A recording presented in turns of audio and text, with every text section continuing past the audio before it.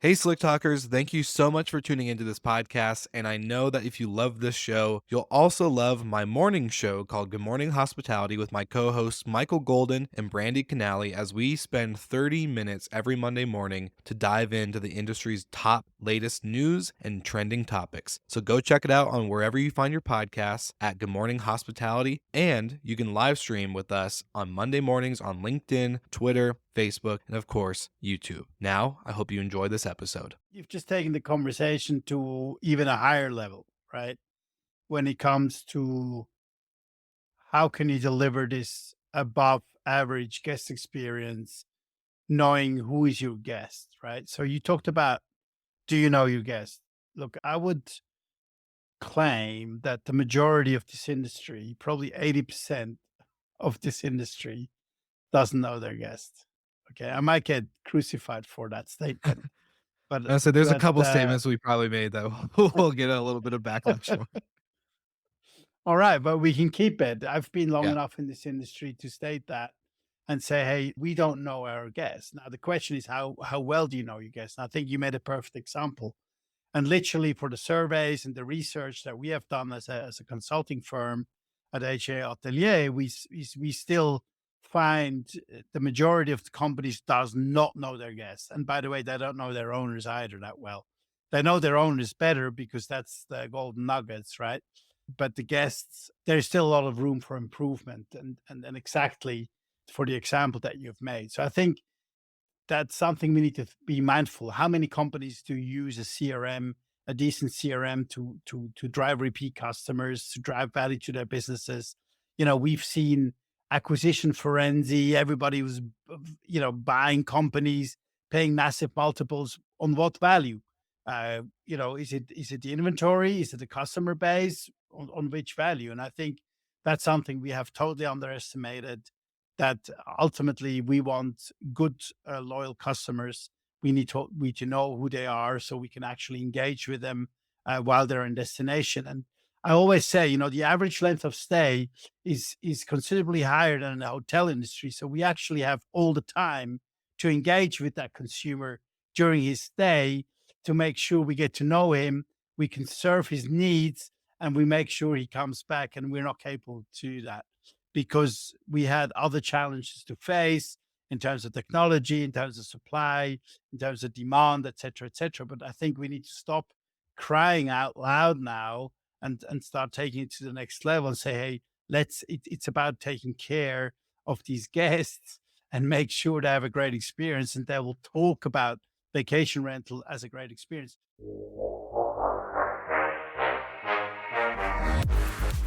You're listening to Slick Talk, the hospitality podcast, a podcast for those who are in and around the hospitality industry who love, live, and breathe what they do. You can join us for candid and unscripted conversations with hospitality experts and founders as we go deeper into their personal stories while they're sharing their triumphs and trials that got them to where they are today. I'm your host, Will Slickers, and you're listening to an episode of Slick Talk, the hospitality podcast. Now, let's begin.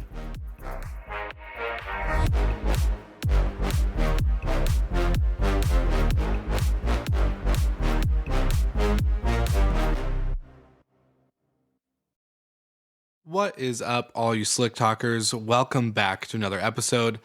And before we dive in, I have to do this one quick, simple thing, and that is to thank our sponsors. Our sponsors make this show so possible in so many ways that I can't even begin to describe. Every episode takes a lot of planning, a lot of thought, a lot of execution, and of course, a lot of support. And not just support from listeners like you who are pressing play, getting to this point in the episode, and getting ready to hear the great content from Simon Lehmann, myself, and future guests on the podcast. But our sponsors do a lot for us. They work with us on finding ways to get the show out there more and to bring value to you listeners. So I just want to give a quick shout out to, of course, Hostfully, Safely, and Minute. If you haven't heard of either of these companies, I would be completely shocked and surprised. Hostfully has one of the best property management platforms I've ever seen. Their tools and their connections and their features for their property management platform is incredible. And guess what? They connect perfectly with safely.com. If you haven't heard of Safely, Safely is the best insure tech product for vacation rental operators, owners, and managers alike. So you need to go to safely.com. And then to pair with Safely, insurance is always needed. But guess what? If you have something like Minute inside of your properties, then you will know when something is going down, whether it's a party or maybe just unwelcomed guests that shouldn't be there when they're not supposed to. Really important things to know.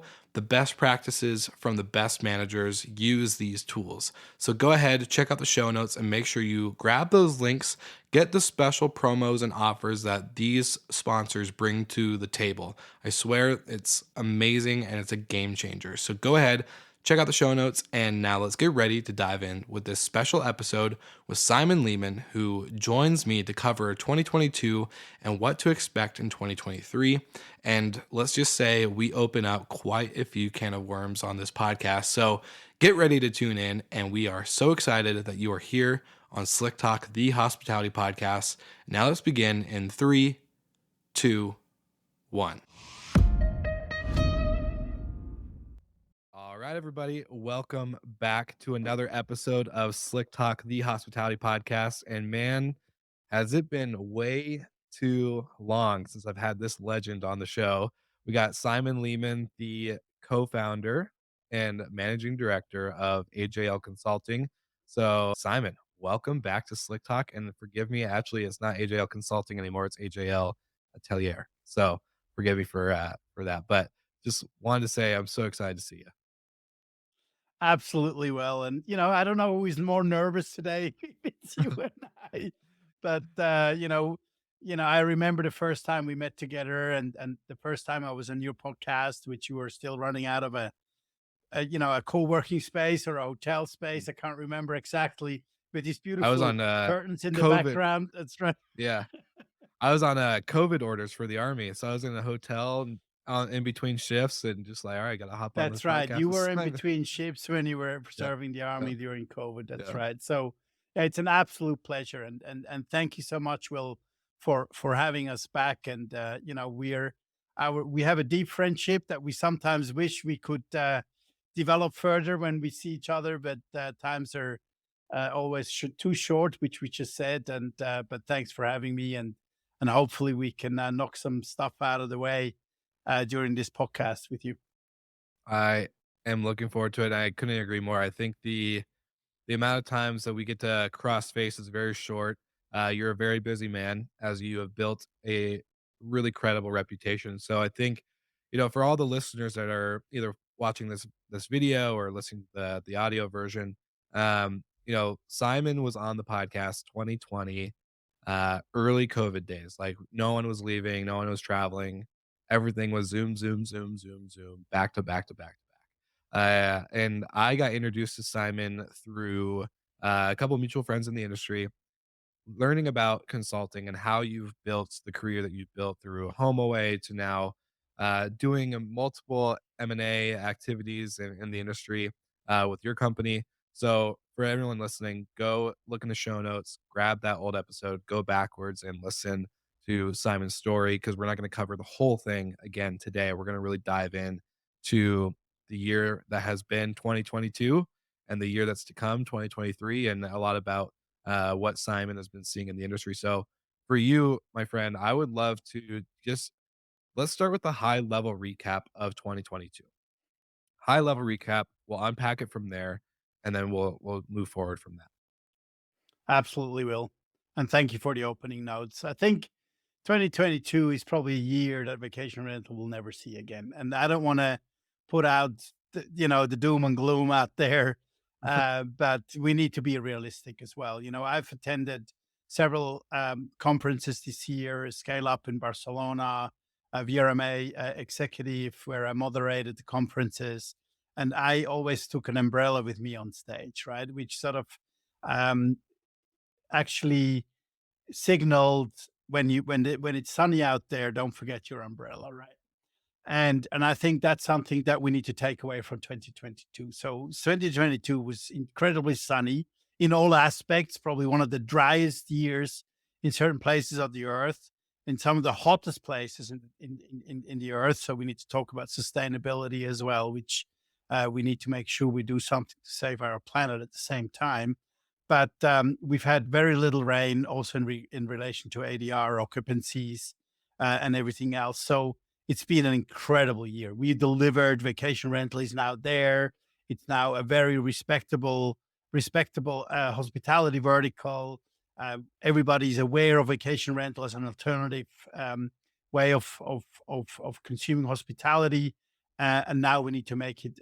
We need to maintain it, right? So overall, great year.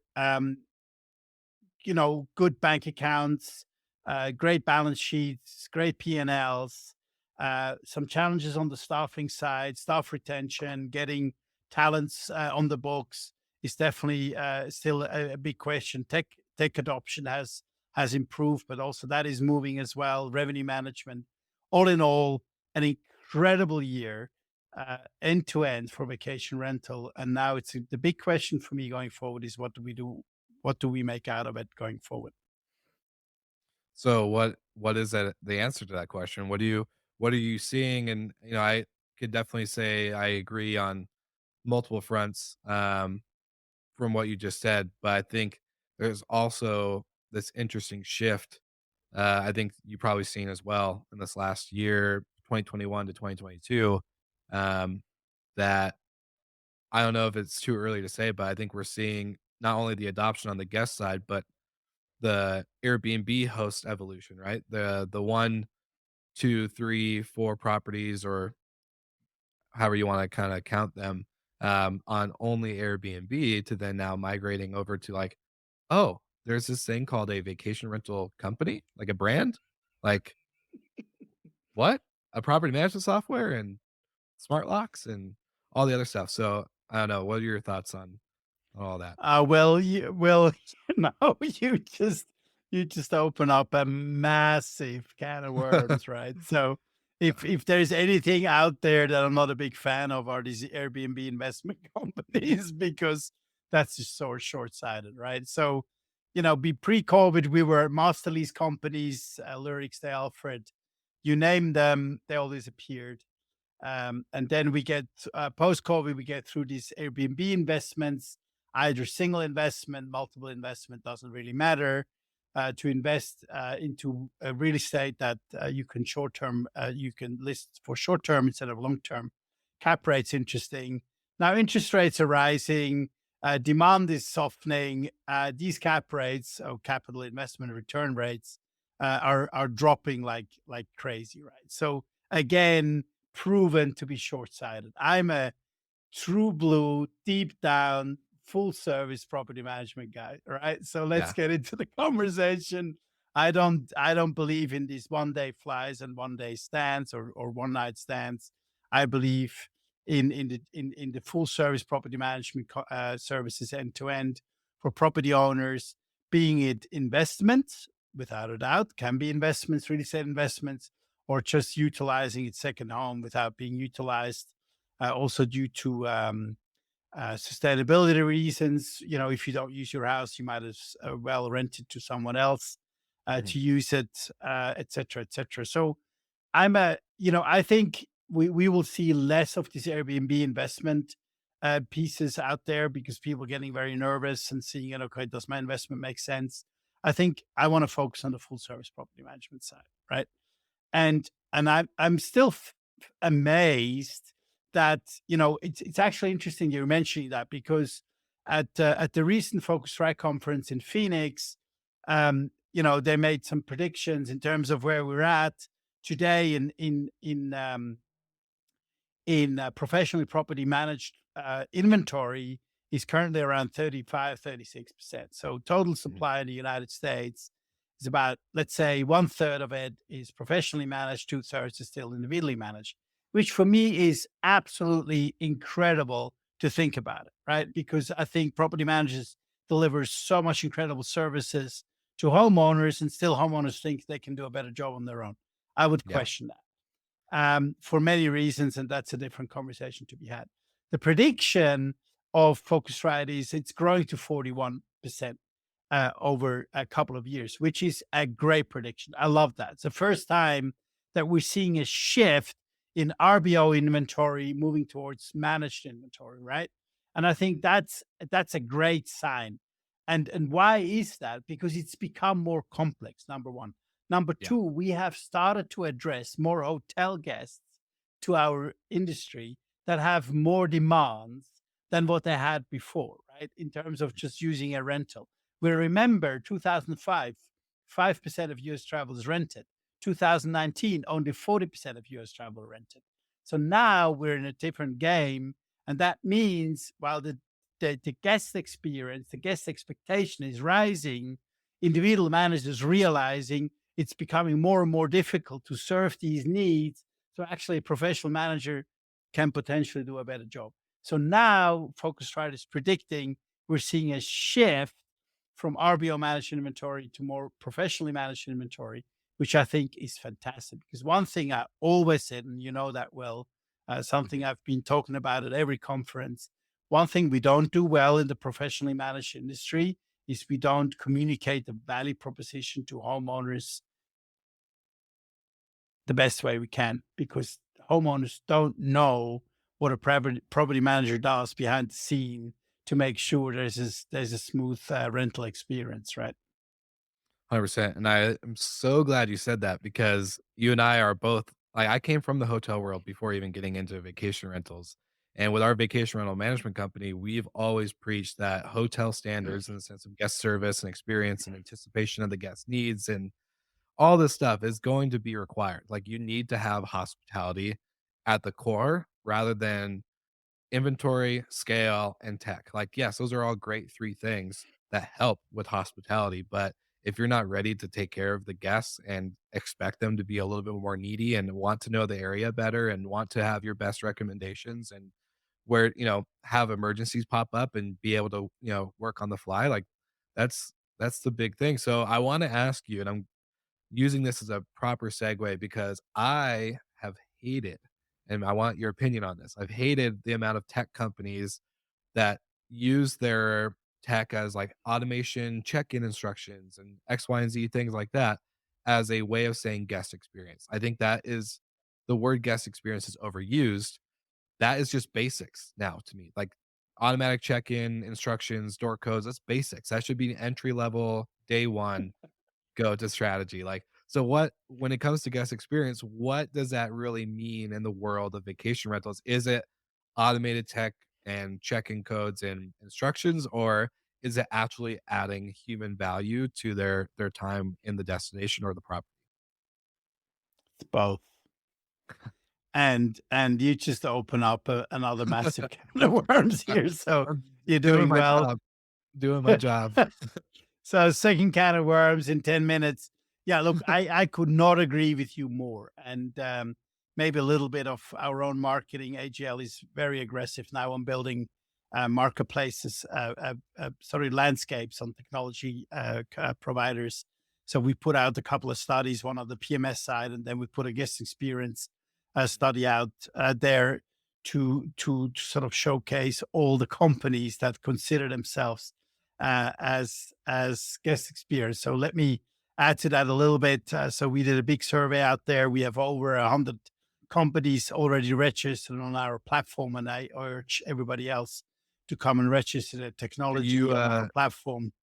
do you have the link to the study that we could put in the show notes for everyone who's listening? Yeah, Or absolutely. But that's something I cool, will provide to you. We can put that in cool, the show notes. We awesome. want every vacation rental technology firm enter that survey, so they're actually part of the landscape. Number one, Mhm. which you actually do with one of the largest growth uh, private equity growth funds in San Francisco. We're building a super large database right now for all the vacation rental tech companies out there, and we're segmenting them in different areas on what they're providing.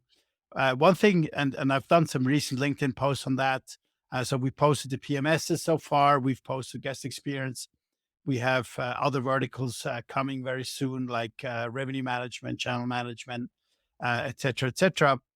And guest experience was interesting that from the from the 100 entries of companies that have registered a database, 42% of them um, reckon that they're involved in guest experience. So that's to your point, Will, and I could not agree with you more. So now the big question is, what is guest experience? Where does it start? Where does it finish?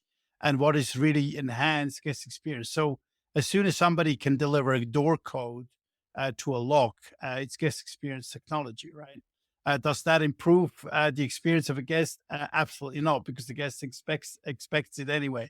So I don't have a better experience if I have a worse experience if the door code is not there when I need to check in. So Or that it's a actual is key. You have to yeah. Yeah. Well, in Europe, we still have a lot of keys, especially in the older areas of destinations. We have a lot of keys in Europe. So there's a lot of work to be done, but that's a very valid point. So ultimately, what is guest experience? For me, guest experience, uh, I agree with you. Again, in terms of it's an overused term in all aspects, in all aspects. And let me go back to what I just said before. If we consider the fact that pre-COVID, the the vertical awareness of vacation rental at US travelers was at 40%. So that means these are people who are used to the vacation rental experience. That it's a challenge to get the key, it's a challenge to get into the house, it's a challenge to have a clean place, it's a challenge to have a decent experience. I'm being very mean here, but of course, there's a lot of people out there who go massively the extra mile. But we still have no standards at all. And I'm allowed to say I had an interesting meeting with Google today where they're still fighting standards in product description, pictures, and for me, I can't get more gray hair because I'm totally gray now. So, I need to go the other way. But at the end of the day, guest experience is a very wide used term, and we need to separate it. So, what can we do with tech that really truly improves the guest experience, and what can we do with the smile on our face and delivering good experience with human capital? And that needs to be started to be separated very, very, very, very quickly. I think there's a lot of things we can do with tech, home automation, check in, check out, automated door locks, thermostats, communication, guest communications, upselling opportunities. You know, while I always said that the vacation rental value chain is being consolidated, it's actually being expanded. There's even more startups coming all the time, which makes it more complex. And they're all trying to improve the guest experience. But let us not forget the human capital. Where can the people call? Do they get a response quickly? Do they get a smile when the maintenance guy arrives to fix, the ducted heating or whatever might be broken? That's something we need to be very, very mindful about. A hotel has the staff in one building that can react very quickly. Vacation rental can't. But the new guest or the future guest who has discovered vacation rental over COVID, he wants service. He wants it now, and it needs to happen, right? So it's not just tech; it's an absolute combination of both. Well, I love that term, human capital. I think the biggest thing has always been like, okay, tech is supposed to help you step away from operations in the sense of, you know, verifying that it came through the right channel, making sure payments done, door codes, all the stuff that you kind of mentioned earlier, to allow you to be free in time as a operator to then be able to say, okay, Mr. and Mrs. Lehman are checking in today at 4. I see in the reservation notes that they're excited to celebrate an anniversary without kids. Guess what? That sounds like a perfect opportunity to go to the winery and grab a bottle of wine, write a note, do something. Like have that open time so that way you're not stuck behind a computer. But I think we've kind of pinched ourselves behind the screen a little bit still, especially in a virtual, world of working and remote living and all that stuff. So how I guess this is leading into another question that we're going to talk about later, but how does this impact the future of the operator from actual operations? I think is the important part because it does take human capital. It doesn't just take a bunch of softwares and hardware pieces to come together. It takes humans that have the ideas and the ability to take action. Absolutely well, and I think you've just taken the conversation to even a higher level, right? When it comes to how can you deliver this above average guest experience, knowing who is your guest, right? So you talked about, do you know your guest? Look, I would claim that the majority of this industry, probably 80% of this industry, doesn't know their guest. Okay, I might get crucified for that statement, but I said there's a but couple statements we probably made that we'll get a little bit of backlash for. all right, but we can keep it. I've been long Yeah. enough in this industry to state that and say, hey, like we don't know our guests. Now the question is how well do you know your guests? And I think you made a perfect example. And literally for the surveys and the research that we have done as a consulting firm at HA Atelier, we still find the majority of the companies does not know their guests. And by the way, they don't know their owners either that well. They know their owners better because that's the golden nuggets, right?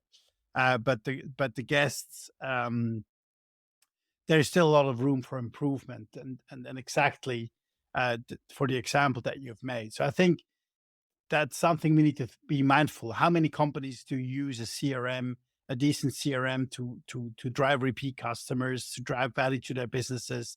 We've seen acquisition frenzy. Everybody was, buying companies, paying massive multiples on what value?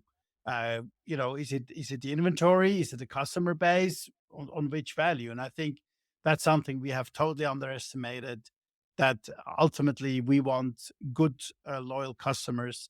We need to know who they are so we can actually engage with them while they're in destination. And I always say, the average length of stay is considerably higher than in the hotel industry. So we actually have all the time to engage with that consumer during his stay to make sure we get to know him, we can serve his needs, and we make sure he comes back. And we're not capable to do that because we had other challenges to face in terms of technology, in terms of supply, in terms of demand, et cetera, et cetera. But I think we need to stop crying out loud now and start taking it to the next level and say, hey, it's about taking care of these guests and make sure they have a great experience, and they will talk about vacation rental as a great experience. And one thing I want to mention here, which I've mentioned so many times in 2022 and on all the conferences I had, the pleasure to speak or moderate, is talking about um, this this this value that a guest creates and that we can capture as a business, and we don't take advantage of that at all. We just don't know it, and that is so crazy, and we could leverage that a lot better if we would, but we've become somewhat lazy and have taken OTAs to play our demand, and at the time the guest is in our destination, we don't do anything with it, and that's very unfortunate. So I think overall there's a lot of things we can do to make that better, create more repeat customers, more loyal customers, understand our customers, make sure you get to know your customer, and make sure that they're coming back to your platform as well. And this is not about book direct, and that we see so many different initiatives which I encourage, and it's great what these people out there do, like Damien and others. They're doing an incredible job, but we need to really be truthful to ourselves and need to understand who our true customer is and how do we serve that, and how we do make sure we engage with him, and how we can bring him back to our properties as well. Yeah, book direct's a long game, and I think there's a lot of strategies outside of OTAs and technology that can be implemented, but like you said, it's really getting to know the guest and stay, and I think, it's incredible to see. Like, I reflect on the hotel days when I had Mr. Chardine and Mrs. Chardine check in, and Mr. Rhodes and Mrs. Malone. Like, I got to know my guests on very short periods of time. I still talk to some of them to this day, and that's been what, 7 years or so. So being able to have that connectivity, obviously, there's a big human aspect, right? Like, I'm in person, they're in person. We're not doing this remotely. But I think there's a beauty in that where you know how to communicate, you know how to anticipate, you know how to properly set up everything and be prepared. To now, you know, with guests being in our homes for 5, 6, 7+ days, we barely understand who they are, where they're coming from. Um, and so when it comes to this book direct movement, or not even movement, but book direct independence, it's kind of interesting conversation to go the route of, do we as an industry go towards a more hotel like model? Do we have to have a in destination office? Do we have to get that in person element in there, or is there a way to actually do it through the systems that we have now? That's the third can of worms that you opened, Will. So, I think I would go the angle of technology, to be perfectly honest. I think, Yeah. when I was CEO at Interhome in 2005, we knew at the end of the ski season of the previous year if the next ski season is going to be a success, right? That these days are over. Let's face it, right? So we had people who go to the same ski destination for years and years and years and years. They had a great time. They checked out and booked for the next year, right? So we already knew in March of that year how March next year is going to look like, because Mhm, everybody, that's the way the consumer behaved, right? mhm. So we need to be mindful of the consumer behavior and say, okay, how do we address that changing consumer behavior? Booking windows have changed, length of stay has changed, frequency has changed.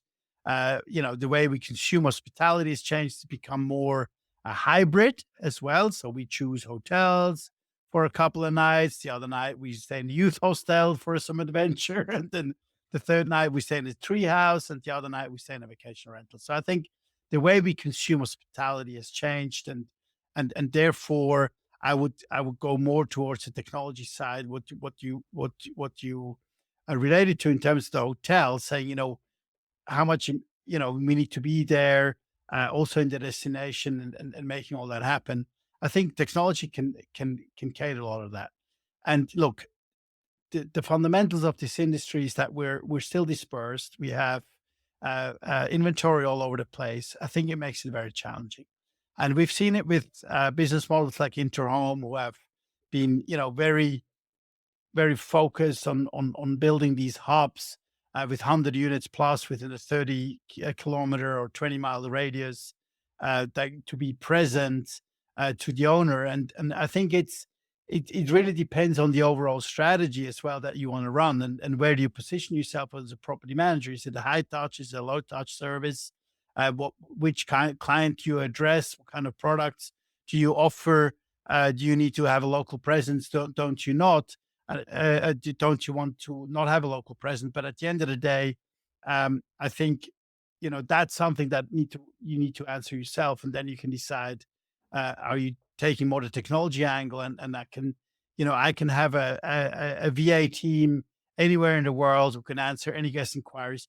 That works perfectly, right? As long as you educate your guests and make sure everything behind the scenes works. I think the guest today is far more flexible, but at the end of the day, it depends what kind of guest you address. If somebody spends 100,000 plus on a weekly rental, well, then you better be present and make sure that everything is on the ground happening according Yeah. to the expectation. And I think that's what the challenge is at the end of the day. Yeah. So 3 cans of worms later, and probably a couple of things that we've said that might give us a little backlash. I want to ask you a more positive question on, AJL, you guys work, as you were telling me before the recording, from property management companies that have less than 40 homes or 40 homes around that, to who knows how many, a shit ton. Let's just say that.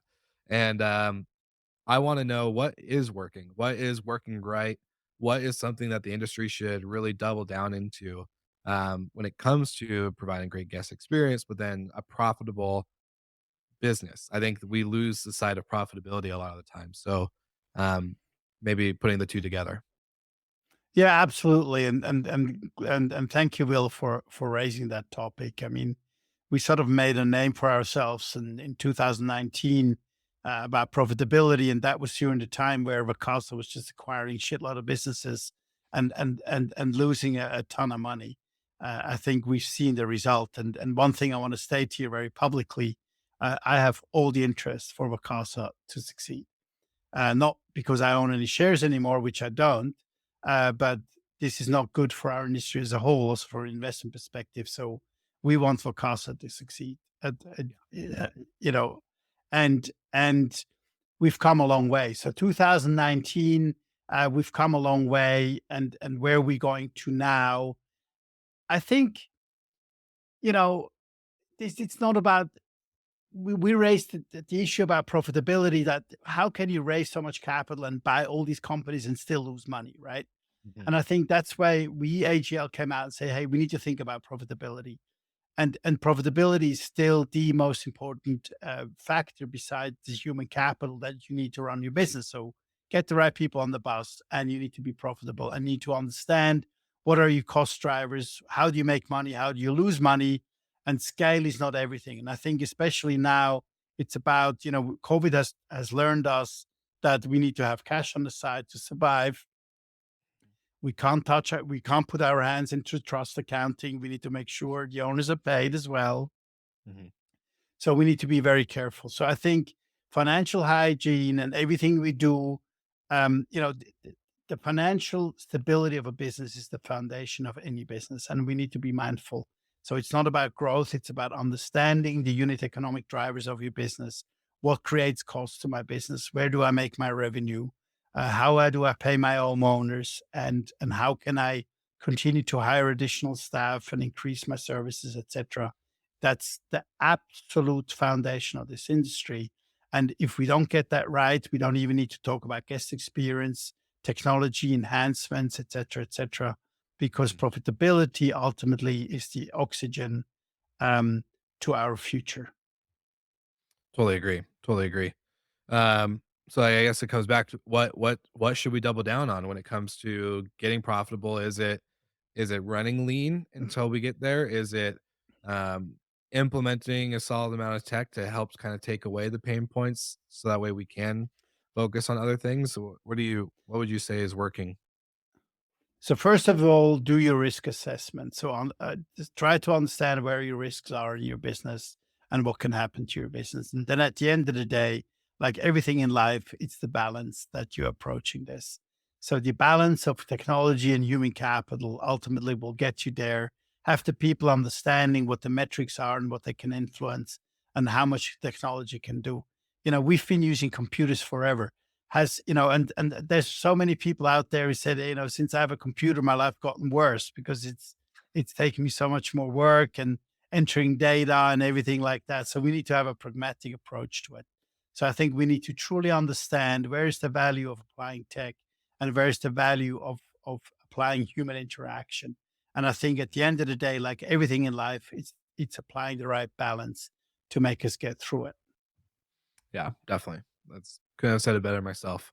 So that way we can get rid of the whiplashing that we'll get for all the other stuff.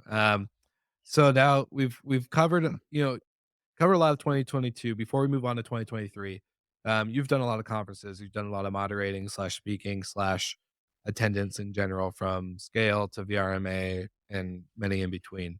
Do you have any? I would say, like, I hate the word nuggets or takeaways, but what are the big talking points happening right now? Maybe that we haven't covered on the show. Are we really just focusing on staffing and scale and profitability, or is there other issues that are arising that, as an industry, we just don't really let out of the bag as often? Absolutely. You forgot the guest experience. Well, but Yeah, sorry. so that would be the fourth point. So my two biggest nuggets as a takeaway from the conferences that I've attended so far this year, or have been attending so far this year, is franchise and the investment universe. So the first of all, one thing that I've observed all over the place, no matter Europe or the US and even Southwest Pacific, Australasia, and even Latin America, is that any property manager who hits a certain glass ceiling in terms of growth, um, their answer to further growth is franchise, right? So they believe they build a certain amount of tech, which is proprietary. Secondly, they build a certain brand, so that's enough to legitimate yourself to offer a franchise. And while I always thought, and I'm in just about, and you're the first podcast ever that I'm making this public, I'm starting to doubt my own conviction, right? So, I've had podcasts where I was totally convinced about consolidation many years back. That's like 3, 4 years back. Well, I felt like, the Picassos of this world and others can really consolidate this market. Didn't happen. Totally failed. The next one was the master leases. Totally failed. That's something I never put money on because I said it's not scalable. And No. I always said the biggest risk to master lease was changing interest rates. Obviously, didn't think about COVID at the time because we didn't know it's coming, but both proven to be right. So now the third one is franchise, and I still see massive opportunity for franchise, like the McDonald's, Starbucks, or anything the like of this world, where you have clear standards. The guest knows what he's going to get in terms of guest experience, product delivery, etc., etc. I'm still a believer of franchise, but too many companies thinks they can do it. And rolling out a franchise is extremely complex, especially in North America. Getting the licenses and making sure you have the product settled that you can roll out as a franchise is extremely complex. While it makes sense because with technology and a brand, you can address anything. So you have somebody who's very, very well connected locally. They take a franchise, they take a brand and tech, they can run after guests and host experience, right? So they can deliver hospitality because everything else is taken care of. So actually, on paper, the franchise model in our vacation rental industry makes a ton of sense. While we know the business is highly fragmented, super local, and based on personal relations. So franchise is actually a no-brainer. But is that going to work? I question because the funds are missing in order for them to scale, et cetera, et cetera. So I think it's going to be extremely challenging going forward. So that's the franchise piece. The second piece, so I question that. There's a lot of attention to that. We will need to go deeper in it. We need to do more research and we need to find out more if the franchise is going to work. A lot of companies, without mentioning any brands tonight, I'm not going to mention, it's questionable. Second is the investment side. So who is out there now looking at this market? When I was walking away from BRMA in Vegas, one of my second largest takeaways next to the franchise was the buyer universe in this industry has fundamentally changed. So for the last few years, it's been the classical Vacatas, the V Trips, and others who have acquired natural retreats and others who have acquired, businesses. And this year, I've never spoken to more private equity firms ever before, right? So the buyer universe for people to look at investment opportunities in the vacation rental industry, especially luxury, has totally shifted. So all of a sudden, we've seen a ton of private equity firms coming to this industry. We've seen investment firms, we've seen M&A advisory firms organizing great dinners, large dinners with incredible lineup of people in the industry, something we have never seen before. So this means the financial markets have understood the opportunities in this industry, and they want to start understanding it, and they're going deeper and deeper. And we will see more private equity and other capital, institutional capital flowing into our industry for investment opportunities. Would you say that has something to do with Airbnb, Vacasa, Sonder, and many others going public, or are they just trying to get into the industry early? Is that kind of a sign, or is it just that they're just seeing tons of money being printed out of the segment of lodging? Well, I mean, if they looked at Vacasa, they wouldn't invest. If they look at Sonder, they wouldn't invest. If they look at Airbnb, yes, they would have invested. And if they look at Verbo, HomeAway, they would have invested, right? So I think the investment world still needs to build its conviction if this is an attractive business model, and can we make money out of this type of business model? So I think we've seen some cases that have not been very helpful to drive the attractiveness of the investment world, such as Vacasa listing at 4.2 billion in their SPAC and now being worth less than a billion. Obviously, is not a great track record, unfortunately, for the company. And therefore, a lot of questions need to be answered, which we do on a day to day basis to say, what has gone wrong here? What has the investment world misunderstood from the scalability of this industry? And I think we still need to do a lot of education to the investment world for them to really understand the unit economics and the attractiveness of this business, the scalability of this industry. I think some of these cases have definitely not helped us to attract more capital to the coming to the industry.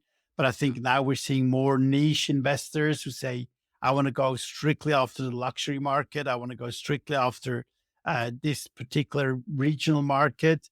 I think we'll see more of that. I think we will see less investments that are looking at an entire North American, let alone an international market, to be perfectly Yeah. honest to you. Well, it's interesting you say that because, like, we on our morning show, Good Morning Hospitality, that I think, yeah, we need to get you on there as well. But we just covered the story of Rouse, one of the co-founders of Airbnb, invested about he wasn't the only one; it was multiple investment partners. But Rouse, based out in Germany, raised about 3 million, right? And they're focusing on cabins, like the unique stay, remote creating a destination rather than being in an urban city or in a vacation town, like maybe somewhere outside Nashville or something like that. Do you, and so outside of that, there's investments going into this like particular side of inventory, this particular side of experience, because that is an experience. You're away, you're remote, you don't have to worry about traffic and your cell phone and all this other crap. Then you have Steve Milo, who mentions, living like a local. It's ruining the industry. It's the vacation rental world needs to be solely on in destination, in vacation rental locations, rather than um, living in local communities that aren't meant for that type of traffic and that type of occupancy.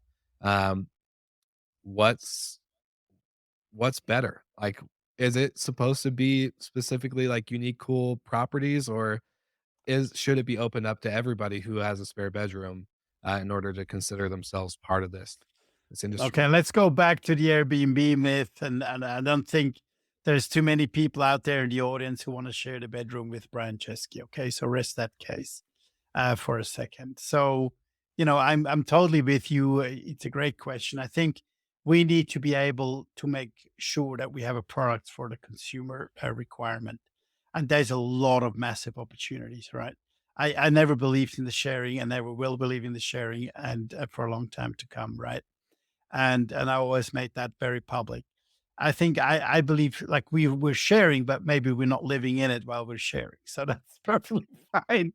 In terms of uniqueness, it's a great point you're addressing here, and I totally agree with you. So we've seen like a Sykes Cottages who are now investing all of a sudden into asset heavy businesses, like the Forest Cabins that they've acquired as a business that never everybody thought that Sykes is going down asset heavy businesses, but their demand, like their demand power is so strong that they can take on any business, and they can fill any treehouse in the UK very quickly, right? Because they have the machinery behind it. They have the brand, they have the marketing, they have the intel, the data on the customer. So they take any type of inventory on board.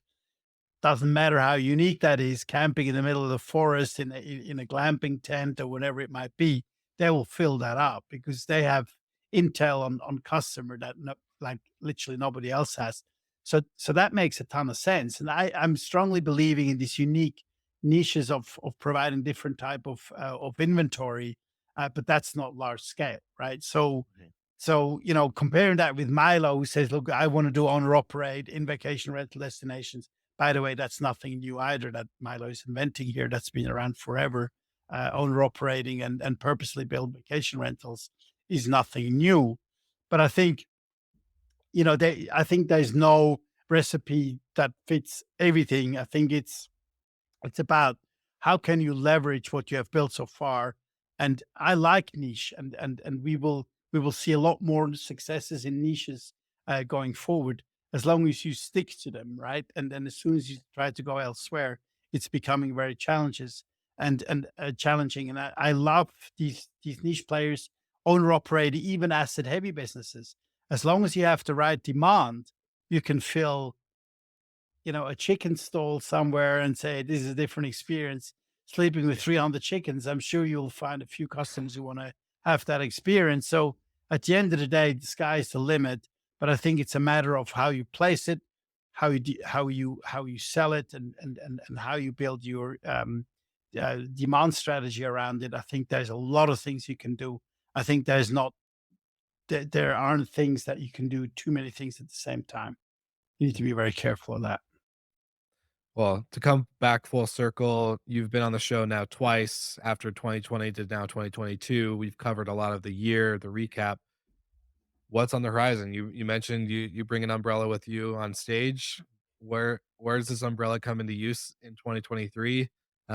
What are things we need to watch for without being super um, crying wolf, I guess, or just more or less being prepared and kind of filling up our sandbags and having them close to the door just in case.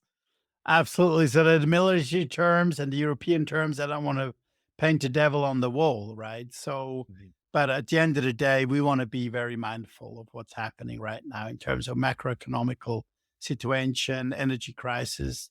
I always say when I speak to North Americans and others across in other continents, hey, we have a war in Europe, okay, and it's not that far away. So we need to be mindful of that as well, which is very disruptive for many reasons and very unfortunate. An unforced war is something the most unuseful thing that has ever happened to us in my time of life. I mean, I had the best life that I could imagine as a person, and facing now this crisis is quite fundamental and makes you think, in terms of macroeconomic situation, economical situation, interest rates, energy costs. We're facing potentially a very massive recession, right? You can play it down, you can play it up. I'm not the economist who can make statements here and make my own judgments. I can read the news, I can interpret all that myself. So I think overall, we're in a great industry, right? So we are in asset light industry that has always performed extremely well, also in economical downturns. We can benefit from raising interest rates because more properties will come to rent because people can't afford them anymore without renting. Because one thing that gets forgotten in our conversations, how much supply is out there that has not even been rented yet, that Yeah. could be rented.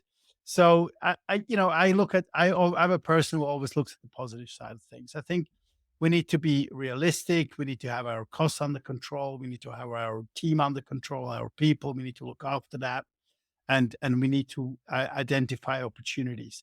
I think we need to be careful of not continuing this gold rush and still Yeah. mining that gold and pushing up ADRs and pushing up occupancy.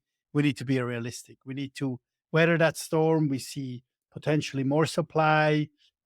In some areas, maybe not, because people will not rent anymore. They put it into long terms because they don't want to pay the energy costs anymore. So there's a lot of, it depends region by region and region. But I think overall, I think we need to, as a closing note, in a way, we need to take 2022 to the bank. We need to be satisfied with what we've done. We've done a great job with the team. It's been hard work for everyone. I think we need to be realistic for 23. Don't be too optimistic. Don't be too euphoric in terms of expectations. Make sure you have good relations to your homeowners. Make sure you're communicating transparently. Make sure you're using a lot of data, understanding data, what the outlook looks like in terms of ADR occupancy, RevPAR, etc. And let's just be realistic, and let's not try to copy 2023. Let us make sure 2023 is a year that we can bring home with as little damage as we can. Be content on what's happening on a global economic basis. We have an energy crisis. We have macroeconomical issues that we need to tackle. We have a war. And I think all of that just needs to um, tell us that we need to be realistic. We need to think about it and make sure we weather the storm together in a positive sense. And I'm sure the vacation rental industry has um, great levers to make sure this is happening. 100%. I couldn't have said it better. So basically, the theme is settle in, get settled into this growth that we've had, um, not to continue to grow beyond your. Don't overfill your plate. Basically, we have a full plate. Let's be happy with it and let it settle into the stomach and get processed the right way rather than overfilling and vomiting later. Basically. Absolutely. Yeah, I love that. Well, Simon, the last famous closing question I always ask every guest is if you had one link, which there's going to be many, but just wanted to put one at the top. If you had one link to send any listener right now, what would it be? And go. Link. Yes, one link to send anybody that's listening. They're like, I want to learn more about Simon. I want to learn more about AJL. I want to learn more about whatever we talked about today. Where would you send them? Could be personal. It could be W. professional. It could be random. Absolutely. For us, we're passionate about AGL. The best link I can send to everyone is www.aglatelier.com. We're more than happy to have you in our environment and help you to succeed in this ever changing industry. Love it. Well, Simon, thank you so much again for being back on the show. Uh, I can't wait for more future conversations and probably the conversations that will happen from listeners that hear this episode that we'll probably get quite a few messages on, but I'm looking forward to it. And we'll see you again, hopefully here soon. Thank you, Will. Thank you for having me. And, I want to break a leg for you. Congratulations, what you have done for the industry. I have massive respect in from where you came from and what you did. And please continue to do so. Thank you so much. I appreciate those amazing kind words. It's making me all going to tear up here today. For all of you listeners and viewers out there, make sure that you check the show notes, like and subscribe to everything Simon Lehmann, AJL Atelier, and everything that we talked about. If you liked what you heard, make sure to send us a DM between either Simon or myself, and we would love to chat even more. Thank you so much for listening, and thank you to our show partners for making Slick Talk, the hospitality podcast, possible. We hope you enjoyed the show, and we would love to connect with you outside of the podcast. So you can follow us on all of our social media channels for daily hospitality content, or find us on slicktalkthepodcast.com. And don't forget to rate, review, and subscribe so you never miss an episode. I'm your host, Will Slickers, and we will see you guys all again next week.